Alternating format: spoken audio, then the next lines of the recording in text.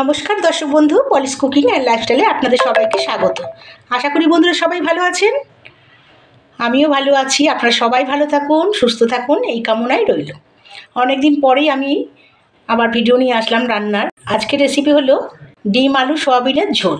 এটা অপূর্ব টেস্ট হয়, দারুণ খেতে হয়, আর খুব সহজেই বানিয়ে নেওয়া যায়, বেশি মশলাও নয়। আসুন বন্ধুরা, এই ডিম আলু সয়াবিনের রেসিপিটা কিভাবে বানিয়েছি আপনাদের সঙ্গে শেয়ার করব। সয়াবিনটা সেদ্ধ করে নিয়েছি, আর এই যে ডিমও সেদ্ধ করে রেখে দিয়েছি। আলু টুকরো করে কেটে ধুয়ে নিয়েছি। সয়াবিনটা এখন জল থেকে চিপে চিপে তুলে নেব। এরকমভাবে তুলে নিলাম, এরকমভাবে সব সেদ্ধ করে নিচ্ছি। সয়াবিনটা সেদ্ধ করে নিলে বেশ সফট হয়, খেতে ভালো হয়। সয়াবিনগুলো উঠিয়ে নিয়েছি। এবার গ্যাসের মধ্যে কড়াই বসিয়েছি, তেল দিয়ে দিলাম। ডিমটা ভাজবো আগে। তেলের মধ্যে লবণ দিয়ে দিলাম আর হলুদ গুঁড়ো দিয়ে দিলাম। এবারে একে একে ডিমগুলো দিয়ে দেবো ভাজার জন্যে। ডিমগুলো সব দিয়ে দিলাম, এবারে ভেজে নেবো ভালো করে ডিমগুলো। ডিমগুলো ভাজা হয়ে গেছে, এবারে এক এক করে উঠিয়ে নেবো ডিমগুলো সব উঠিয়ে নিয়েছি। তেলের মধ্যে আর একটু তেল দিয়ে দিলাম, দুটো শুকনো লঙ্কা দিলাম ফোড়ন, আর দুটো তেজপাতা দিয়ে দিলাম। এবারে আলুগুলো দিয়ে দিলাম।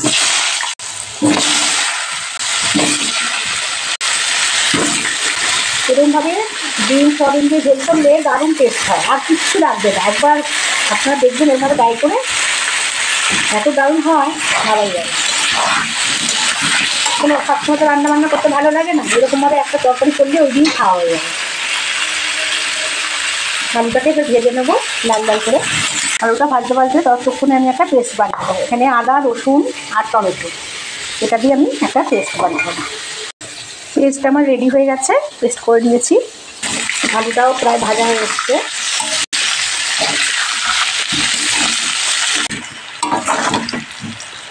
আলুগুলো ভাজা হয়ে গেছে, এবারে আমি পেঁয়াজগুলো দিয়ে দিলাম। স্লাইস করা করে কাটা পেঁয়াজটা দিয়ে দিলাম। এবারে আলু আর পেঁয়াজটা একসাথেই ভেজে নিতে হবে। কটা গোটা কাঁচা লঙ্কা দিয়ে দিলাম।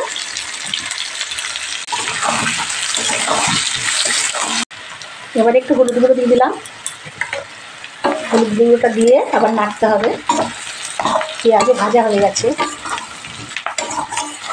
একটু হলুদ গুঁড়োটা দিয়ে নাড়বো। এগুলো ভালো করে ভেজে নিয়েছি। এবারে ওই পেস্টটা দিয়ে দিলাম, টমেটো, আদা আর রসুন।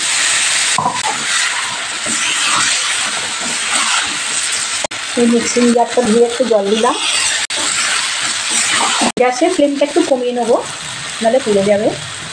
এবারে জিরে গুঁড়ো আর লঙ্কার গুঁড়ো দিয়ে দিলাম। ঝালটা আপনাদের মতন খাবেন, সেই যখন ঝাল পছন্দ করেন ঝাল বেশিও দিতে পারেন বা কম দিতে পারেন। এবারে পরিমাণ মতন লবণ দিয়ে দিলাম, দিয়ে এটাকে ভালো করে কষে নিতে হবে। এটা কষানো হয়ে গেছে, সামান্য একটু জল দিলাম, লেগে যাচ্ছে কেন, সয়াবিনটা দেবো আবার, সয়াবিনটা দিয়ে আবার একটু কষাতে হবে। তো এবারে সয়াবিনটা দিয়ে দিলাম। সয়াবিনটা দিয়ে ভালো করে আরেকটু কষাতে হবে, যতক্ষণ না জলটা টেনে যায় ততক্ষণ পর্যন্ত কষাতে হবে। কষানো হয়ে গেছে। এরকমভাবেও আপনারা কষানো সয়াবিন দিয়ে আলু দিয়ে কষা করে রুটি ভাত খাওয়ার সঙ্গেই খাওয়া যায়, এটাও দারুণ লাগে এরকমভাবে কষা করে। কষানো হয়ে গেছে, এবার আমি জল দিয়ে দিলাম। এটা একটু ঝোলই রাখবো, একটু জলের পরিমাণটা একটু বেশিই দেবো, আর একটু জল লাগবে। দারুণ হয়েছে, দারুণ লাগে খেতে। আমি একটু কষাও রেখে দিয়েছি, দেখুন কষা দিয়েও ভাত খাবো শুকনো শুকনো করে, দারুণ লাগে খেতে। ঝোলটা ফুটে উঠেছে, এবার আমি একটু ঢাকা দিয়ে রাখলাম, গ্যাসটা কমিয়ে, তারপরে আসছি। 5 মিনিট হয়ে গেছে, এবার ঢাকনাটা খুলে দিচ্ছি।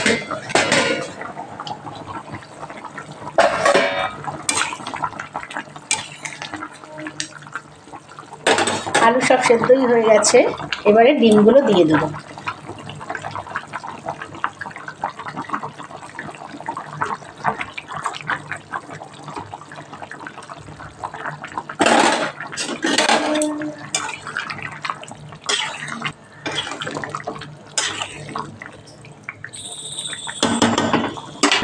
কিছুক্ষণ রান্না হয়ে গেলেই মানে ঝোলটা একটু ফুটলেই রেডি হয়ে যাবে ডিম সোয়াবিন আলু দিয়ে ঝোল।